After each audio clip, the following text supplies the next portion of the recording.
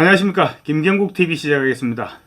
이준석, 이낙연 공동대표의 개혁신당 네 분이 지금 심상찮게 전개되고 있습니다. 거의 50% 정도는 깨졌다고 봐야 되는 것 아니냐, 이런 분석까지 나오고 있습니다. 이대로 가면 25일 창당 전당대회까지 못 갈 것이다, 이런 우려까지 터져나오고 있습니다. 사태의 발단은 이준석 대표 측에서 이낙연 대표 측에 당 주도권과 관련된 문제들을 제안했고, 이를 거절당하자 이준석 대표가 마치 합당을 파기할 듯이 얼음장을 놓은 데서 출발했습니다. 이에 이낙연 대표 측에서는 합의 정신에 어긋난다라면서 사과 그리고 재발 방지 약속을 요구했는데, 이준석 측에서 다시 이견이 있으면 표결로 처리하자, 이렇게 제재반박을 하는 등 개혁신당 지금 깨지는 소리가 요란하게 듣기고 있습니다. 이낙연 등은 지금 이준석과 손잡은 것을 땅을 치고 후회를 하고 있을지도 모르겠습니다. 한국갤럽 조사에서 통합 후 개혁신당 지지율이 통합 전 이낙연 신당, 이준석 신당의 각각의 지지율 합계보다도 낮아진 것도 다 이유가 있었던 것입니다. 이준석 대표는 지난 14일 언론 인터뷰에서 개혁신당 지지율에 대해서 이렇게 얘기했습니다. 한 1, 2주 이내로 10% 정도를 돌파하고, 그리고 많은 후보들이 출마 결심을 하기 위해서는 15% 정도대는 들어가야 된다, 이렇게 말했습니다. 맞는 말입니다. 그 정도 지지율은 나와줘야 후보들이 출마할 결심을 할 수 있을 것입니다. 그렇지만 16일 나온 한국갤럽 여론조사는 처참하게도 4%였습니다. 서울과 호남에서만 간신히 7%를 나왔고, 대구 경북에서는 1%에 그쳤습니다. 지지율이 상승세를 타기는커녕 오히려 추락 양상을 보이고 있는 것입니다. 이준석 대표는 그 원인을 이낙연 대표 측에서 찾는 분위기입니다. 이준석 대표는 개혁신당이 합당 후 탄력을 받지 못하고 있는 상황과 관련해서 지난 16일 이낙연 대표 측에 세 가지를 제안했습니다.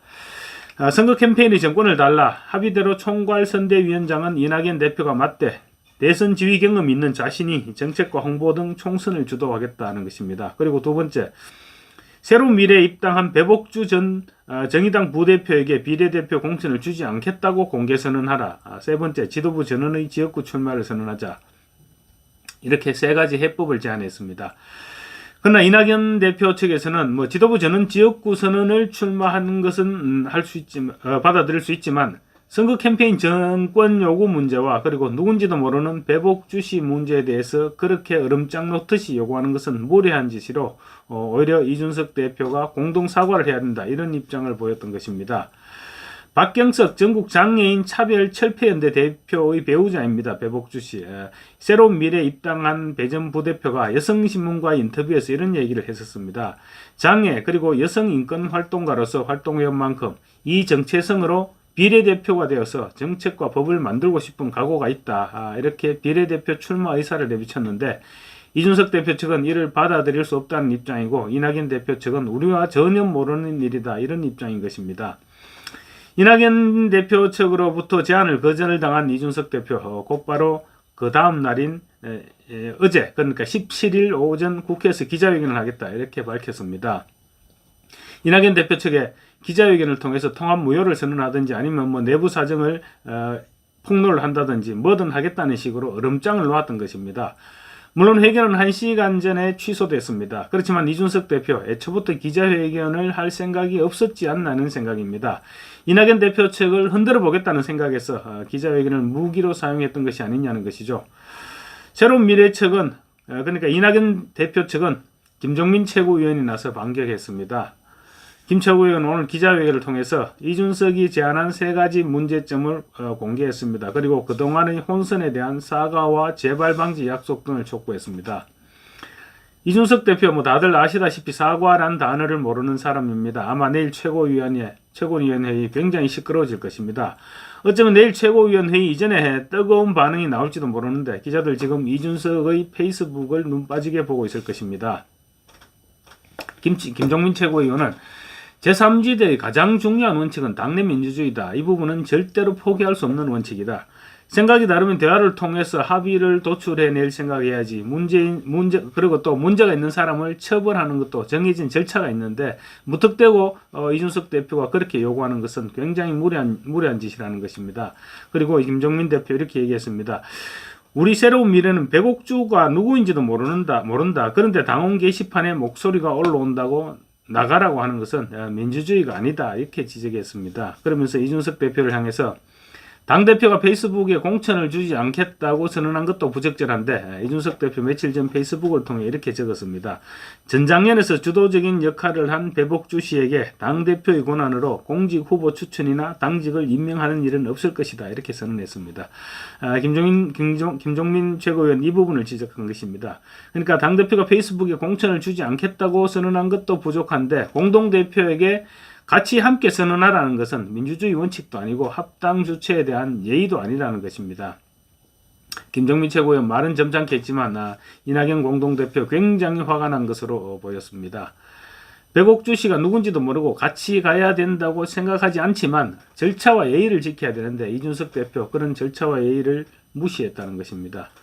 선거 캠페인 정권을 달라는 요구와 관련해서도 2월 9일 통합합의의 핵심은 당명은 개혁신당, 총괄선대위원장은 이낙연이다. 이 부분이 핵심인데 선거의 정권을 준다면 이낙연에게 줘야 한다는 게 합의의 정신이다. 이렇게 강조했습니다.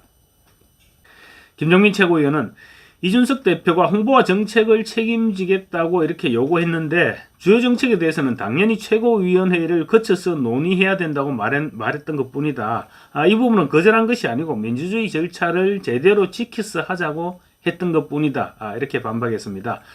이낙연 대표 입장에서는 이준석 대표에게 정책의 정권을 넘겼다가는 노인 지하철 무료승차 백지화 이런 특정 계층을 타깃으로 한 정책들을 남발하면 대책이 없어지니까 최고위원회의에서 한번 걸러보자 이런 얘기였을 것입니다.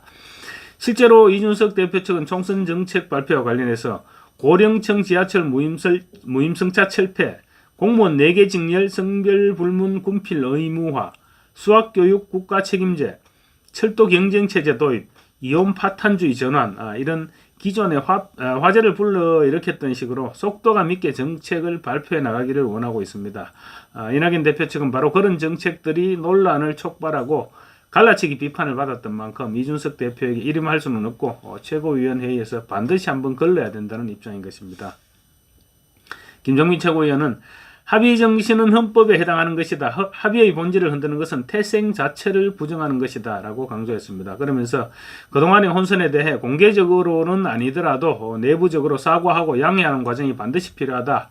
또 배국주 씨 문제와 관련해서 페이스북에 올리고 이낙연 대표에게 같은 내용을 공표해달라고 요구한 것은 합의 주체에 대한 예의가 아니다. 이렇게 꾸짖었습니다. 그러면서 요거를 들어주지 않으면 중대 결심을 하겠다는 식으로 하면 안 된다. 요거를 들어주지 않는다고 회의도 일방적으로 취소해버리고 다시는 이런 일이 반복되지 않도록 해야 된다. 잘못된 것은 잘못된 것이다. 정중하게 인정하고 재발하지 않겠다. 이렇게 약속하고 넘어가야 한다고 강조했습니다. 이준석 측에서도 금방 반응이 나왔는데 당연히 전혀 수긍하지 못하겠다 이런 내용이었습니다. 아무리 봐도 개혁신당이 그렇게 오래 갈 수 있을 것 같지는 않습니다.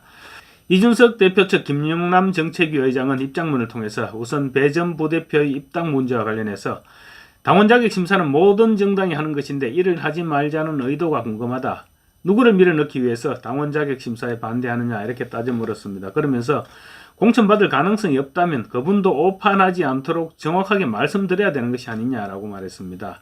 이낙연 대표 측에서 배복주 씨가 누군지도 모른다고 밝혔는데 그런데 이런 식의 반응을 보인다는 것은 도저히 신뢰를 하지 못하겠다는 뜻이죠. 김영남 정책위 의장 또 이런 말도 했습니다. 선거정책 정권 문제에 대해서도 공동정책위 의장 두 사람과 상의해서 합의문상의 법적 대표인 이준석 대표가 전결로 정책 발표를 하자는 이야기인데 여기에 무슨 문제가 있느냐라고 지적했습니다. 그러면서 이 같은 내용들에 대해서 의견을 좁히지 못하면 월요일 최고위원회의에서 다수결로 표결한 상황에서 지금 이렇게 기자회견을 한 것은 표결 결과가 불리할 것이라고 예상해서 이렇게 행동한 것이 아니냐, 부적절한 처신이다 이렇게 비판했습니다. 개혁신당의 이 같은 통합 후유증은 이준석으로부터 출발됐다고 볼 수 있습니다. 통합선언 후 자신의 주력 지지 기반이었던 2030 남성층 강한 배신감을 토로하면서 집단으로 탈당을 했죠. 그리고 추가 이탈 가능성도 지금 제기되고 있습니다. 그래서 추가 이탈을 막기 위해서 자신이 개혁신당의 명실상부한 수장이다. 이 부분을 확인시켜주기 위해서 무리한 행보를 하고 있는 것이 아니냐 이런 지적이 나오고 있습니다. 당내에서도 이준석 대표 같은 경우 특정한 지역 기반이 없죠. 그렇지만 이낙연 공동대표는 호남을 기반으로 하고 있습니다. 그리고 갤럽 여론조사에서도 호남 지역에서는 지지율이 7%가 나왔습니다. 그렇지만 이준석 대표가 기반으로 내세우려 했던 대구 경북에서는 1%에 그쳤습니다. 이와 함께 현역 의원 이삭죽기를 지금 기대를 하고 있는데 아마 국민의힘에서는 기대를 할 수 없을 것 같습니다. 현역 의원 이삭죽기 역시 호남 의원들이 중심이 될 가능성이 높습니다.